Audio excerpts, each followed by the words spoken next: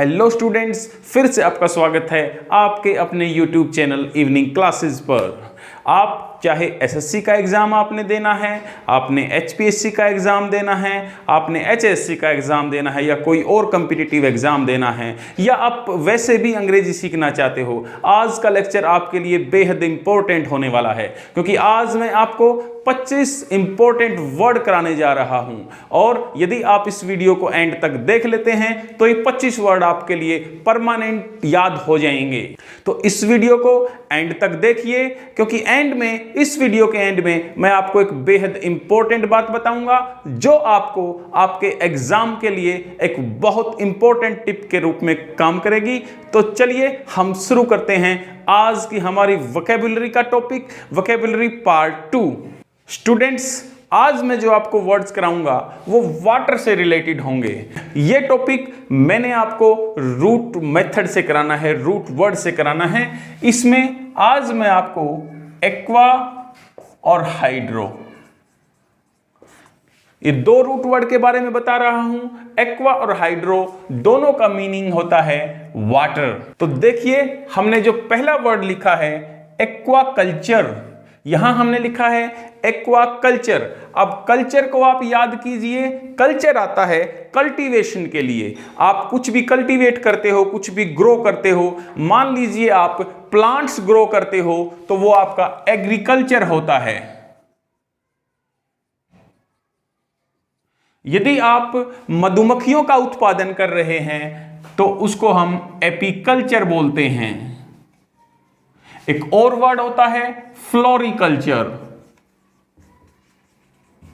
जहां पर आप फूलों का उत्पादन करते हैं, फूलों को ग्रो करते हैं। फ्लोरिकल्चर, बीज मधुमक्खियों को ग्रो करते हैं तो वो है आपका एपीकल्चर, और पौधों को उगाते हो वो है एग्रीकल्चर। और यदि एक्वाकल्चर मैंने लिखा है तो एक्वाकल्चर मतलब आप एक्वेटिक प्लांट्स या एक्वेटिक एनिमल्स को ग्रो करते हो, उनको उगाते हो, उनका उत्पादन करते हो। इसके बाद स्टूडेंट्स, जो दूसरा वर्ड मैंने लिखा है एक्वेटिक।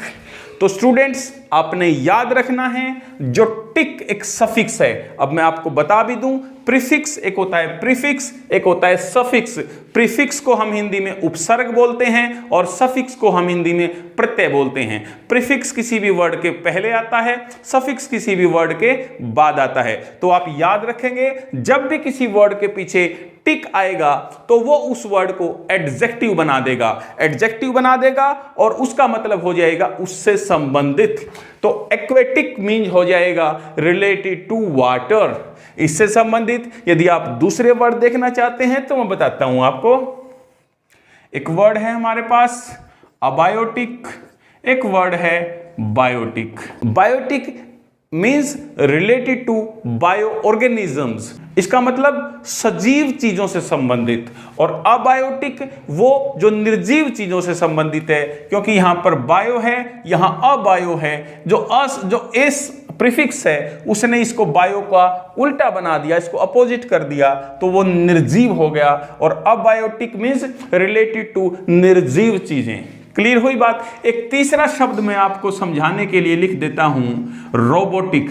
मैंने लिख दिया रोबोटिक, आपको रोबोट का पता है तो रोबोटिक हो जाएगा रिलेटेड टू रोबोट्स। तो स्टूडेंट्स, उसके बाद हम नेक्स्ट वर्ड पर आते हैं, वो देखिए यहां लिखा हुआ है एक्वालंग। एक्वा का आपको पता चल गया ऊपर, एक्वा मीन्स वाटर, और लंग मीन्स आपको पता है कि लंग मीन्स फेफड़े होते हैं। तो ये एक प्रकार का उपकरण होता है। This is a kind of apparatus, ये एक प्रकार का उपकरण है which you use while under water। जब आप पानी के नीचे होते हो तो you use this apparatus for breathing, आप इसको सांस लेने के लिए यूज करते हो। आपको पता है लंग आपकी बॉडी में क्या काम करता है, आपको सांस दिलाता है। तो उसी प्रकार एक्वालंग एक ऐसा उपकरण है जो आपको पानी के अंदर सांस लेने में हेल्प करता है, जिसको डाइवर्स यूज करते हैं। जो गोताखोर होते हैं डाइवर्स, वो इसको अपने साथ लेके जाते हैं और पानी के नीचे इसके सहायता से वो सांस लेते हैं। स्टूडेंट्स, जो फोर्थ वर्ड है वो है एक्वेरियम। एक्विक आपको पता है पानी, और एक यहां वर्ड लिखा हुआ है ये एरियम। एरियम। तो एरियम जब भी आपके सामने ये शब्द आएगा, इसका मतलब होगा कि ए प्लेस फॉर समथिंग। मैं लिख देता हूं, a place for something. A place कह लो इसको या कंटेनर कह लो, कि ऐसा कोई प्लेस या ऐसा कोई कंटेनर जिसमें आप कुछ रखते हो। एक्वेरियम क्या हो जाएगा? एक्वेरियम एक वो जगह या वो container where you put aquatic animals और एक्वेटिक प्लांट्स। मींस एक ऐसी जगह, एक ऐसा कंटेनर, आमतौर पर वो ग्लास का कंटेनर होता है। आप घरों में जाते हो, वहां पर एक ग्लास का कंटेनर होता है और उसके अंदर मछलियां होती हैं, उसको एक्वेरियम बोलते हैं। तो एरियम हो गया प्लेस और एक्वा हो गया पानी वाले जीव। तो पानी वाले जीवों के लिए जो जगह होती है जहां उनको रखा जाता है, उसे एक्वेरियम बोलते हैं। इससे संबंधित कुछ और वर्ड्स भी हैं, उनको मैं लिख देता हूं। ऑडिटोरियम, ये आपको पता है ऑडिटोरियम, यहां भी एरियम या ओरियम आया है। तो ये ऑडिटोरियम वो जगह है which is used for audiences, जहां पर ऑडियंसेस बैठते हैं। एक दूसरा वर्ड भी मैं लिख देता हूं आपके लिए, क्रीमेटोरियम। क्रीमेटोरियम ये भी प्लेस है, जिसके पीछे भी ओरियम या एरियम लग जाएगा। जिस भी वर्ड के पीछे एरियम या ओरियम लग जाएगा, उसका मतलब होगा वो एक प्लेस है, वो एक कंटेनर है जहां कुछ चीजें रखी जाएंगी या लोगों को रखा जाएगा। तो crematorium is a place which you use for cremation after a person has died. जब कोई मर गया है तो उसको वहां पर क्रीमेट करने के लिए, उसके दाह संस्कार के लिए जिस जगह का इस्तेमाल होता है, उसे क्रीमेटोरियम बोलते हैं। Next word is aqueous. Aqueous, अब आपको याद रखना है कि जो OUS सफिक्स है, इट मीन्स फुल ऑफ, भरा हुआ। तो ये किससे भरा हुआ होगा? ये पानी से भरा हुआ होगा। इसी प्रकार के कुछ और वर्ड जब हम करते हैं, तो मैंने लिखा है क्यूरियस।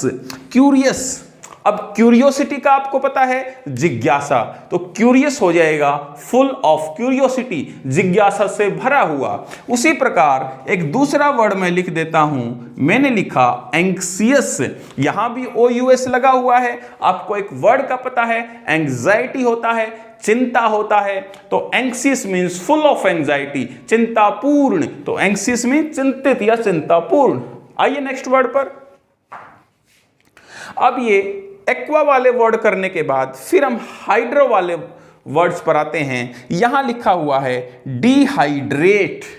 ठीक है, अब जो डी होता है, जो डी प्रीफिक्स कहीं भी लगता है, वो उसका जो बिल्कुल मैं हिंदी में एक वर्ड बता देता हूं, उसका मतलब होता है विहीन करना, किसी को वंचित करना, किसी को किसी चीज से वंचित कर देना। डी प्रीफिक्स जहां लग जाएगा उसका ये मीनिंग होगा। और हाइड्रेट का आपको पता ही है, वो हाइड्रो में हमने लिखा है ऊपर पानी, तो डिहाइड्रेट हो जाएगा पानी से विहीन करना, पानी से विहीन करना हो जाएगा। यदि इससे जो दूसरे वर्ड निकलते हैं, ये वर्ड आपने जरूर सुना होगा, डिहाइड्रेशन।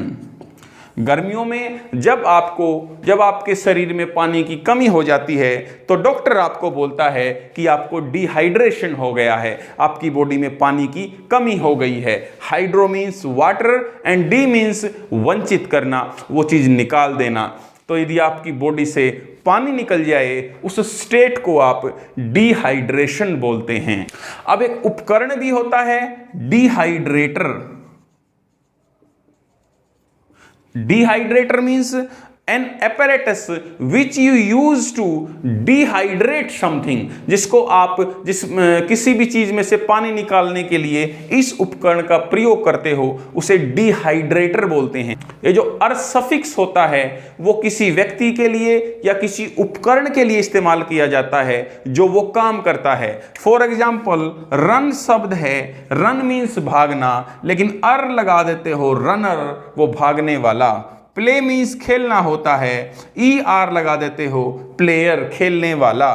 तो डिहाइड्रेट, डिहाइड्रेट मीन्स पानी से वंचित करना, पानी निकाल देना, और डिहाइड्रेटर पानी निकालने वाला। वो कोई व्यक्ति भी हो सकता है, वो कोई उपकरण भी हो सकता है। Next word is hydraemia. अब आपने याद रखना है जो ईमिया सफिक्स है वो ब्लड के लिए इस्तेमाल होता है। किसके लिए होता है बच्चों? ब्लड के लिए। तो हाइड्रीमिया, अब हाइड्रीमिया हो जाता है जब ईमिया, क्योंकि ब्लड के लिए आ रहा है, हाइड्रो पानी के लिए आ रहा है, तो जब ब्लड में पानी की क्वांटिटी बढ़ जाए, उस स्टेट को, उस अवस्था को हम बोलते हैं हाइड्रीमिया। इसी प्रकार का एक और वर्ड जो आपने कई बार सुना होगा, उसका नाम है एनीमिया। आपने कई बार सुना है अनीमिया। अब अनीमिया को आप जानते हो क्या होता है? अरक्तता। जब बॉडी में ब्लड की कमी हो जाती है उसे अनीमिया बोलते हैं। और ये जो प्रीफिक्स यहां पर लगा हुआ है ईमिया का, आपको पता है ये ब्लड है। जो प्रीफिक्स लगा हुआ है, उपसर्ग लगा हुआ है, वो उसको नेगेटिव कर देता है, उससे खाली कर देता है। हिंदी में भी जो अन प्रत्यय है वो किसी भी चीज को नेगेटिव कर देता है, उससे विहीन कर देता है। The next word is hydrology. अब ये लजी जो शब्द है इट मीन्स स्टडी। आप याद कीजिए बायोलॉजी, बायोलॉजी, लजी, लजी मीन्स स्टडी। तो स्टडी ऑफ बायोटिक थिंग्स, जो कि जीवों के अध्ययन के लिए जिस शब्द का इस्तेमाल होता है उसे बायोलॉजी बोलते हैं। उसी प्रकार एक दूसरा वर्ड है जियोलॉजी। आपको पता है जियो मीन्स अर्थ होता है, तो अर्थ का अध्ययन जो होता है उसे हम जियोलॉजी बोलते हैं। नेक्स्ट वर्ड पर आ जाइए, हाइड्रोपैथी। जो पथी जो शब्द है वो किसी भी प्रकार के ट्रीटमेंट के लिए इस्तेमाल होता है। तो आप हाइड्रोपैथी जब कहेंगे, hydropathy means treatment of diseases with the help of water. पानी की मदद से जब आप किन्हीं बीमारियों को ठीक करते हो उसे हाइड्रोपैथी बोलते हैं। इसी प्रकार के दूसरे वर्ड्स आप याद कर लीजिए। ये वर्ड आपने सुना होगा नेचुरोपैथी। नेचुरोपैथी मीन्स जो नेचुरल सब्सटेंसेस हैं उनकी मदद से बीमारियों का इलाज करने की विधि को नेचुरोपैथी बोलते हैं। ऊपर नहीं दिखता होगा, मैं नीचे लिख देता हूं। एक और विधि है ट्रीटमेंट की, उसे हम होम्योपैथी बोलते हैं। होम्योपैथी। एक और है एलोपैथी। एलोपैथी, एलोपैथी जो आप मॉडर्न मेडिसिन का इस्तेमाल करके जो अपनी बीमारियों को ठीक करते हो उसको एलोपैथी बोलते हैं। उसके बाद बच्चों जो नेक्स्ट वर्ड हमने लिखा हुआ है हाइड्रोफोबिया। फोबिया के बारे में आप जानते हो, फोबिया मीन्स होता है भय, fear from something. If you have a fear of something it is called phobia. तो हाइड्रोफोबिया अपने आप बन जाएगा when you have fear of water. जब आपको पानी से भय लगे उसे हम कहेंगे हाइड्रोफोबिया। अब हाइड्रोफोबिया एक बीमारी है, उस बीमारी को हाइड्रोफोबिया बोलते हैं। आप कमेंट बॉक्स में जरूर बताइएगा हमें। The last word is students hydroponics. Hydroponics, इसमें हाइड्रो का आपको पता ही है कि वाटर है। जो पोनिक्स जो वर्ड है, पोनिक्स मीन्स है ग्रोइंग ऑफ प्लांट्स। इससे रिलेटेड जो दूसरे वर्ड्स हमारे पास हैं मैंने लिखा जियोपोनिक्स। जब आप प्लांट्स को ग्रो करते हो, कहां पर? अर्थ में करते हो या सोइल में करते हो, उसको बोलते हैं जियोपोनिक्स। जब आप प्लांट्स को पानी में ग्रो करते हो without the use of soil, बिना सॉइल की मदद से आप पौधों को वाटर में उगाते हो, उसे कहते हैं हाइड्रोपोनिक्स। एक जो तीसरा शब्द है ऐसा ही एरोपोनिक्स।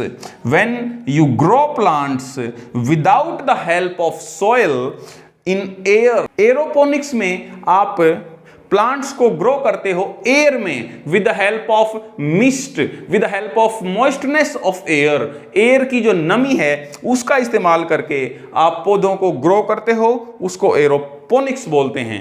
तो स्टूडेंट्स ये हमने करीब करीब 25-30 ऐसे वर्ड किए होंगे और मुझे नहीं लगता कि एग्जाम में ये आपके गलत होने वाले हैं।